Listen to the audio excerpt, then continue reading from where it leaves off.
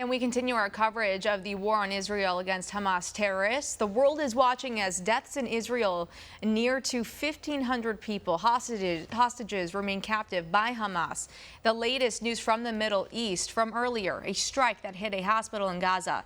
Palestinians are saying 500 people died as a result and point the finger at Israel for the massacre. But are those strikes coming from the IDF? The Israeli Defense Forces. For more on this, we turn to independent journalist Jackson Gosnell. Hey, Jackson, Palestinians and Hamas say this is Israel's doing, but Israel investigated this. They say that this actually came from within Gaza and said the Islamic jihadists are the ones responsible for what is being deemed as a failed rocket launch that was supposed to go into Israel. Obviously, we know about Hamas. Who are the Islamic jihadist group, though?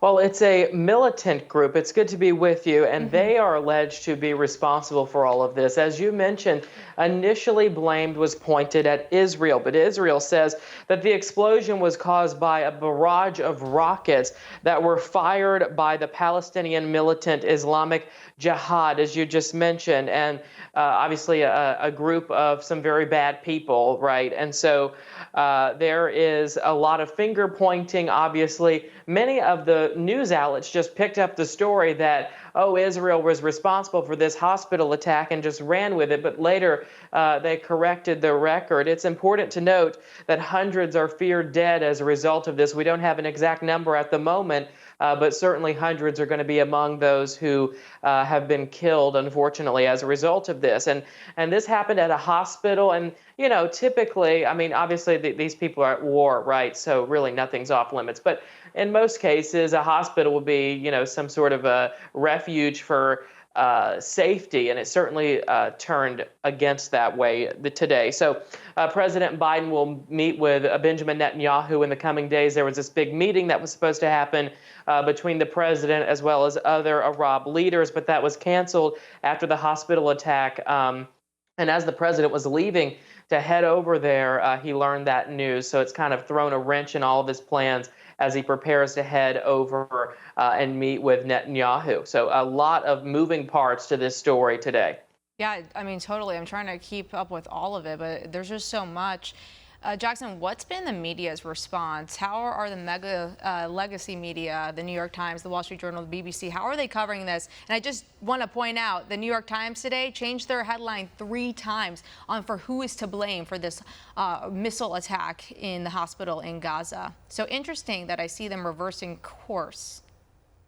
Yeah, it is interesting, and it's interesting because a lot of outlets just ran with the story that was initially proposed that Israel was to have been responsible for all of this, but obviously later changing, as you mentioned, the New York Times 3 times changing their headline. So it's interesting that they've ran with many stories that have panned out to not be the case later down the line. But ultimately, I think a lot of those outlets corrected the record, and sure, it's fair to give them a little bit of mercy because everything is changing so rapidly, but a lot of mistakes were made in early reporting today.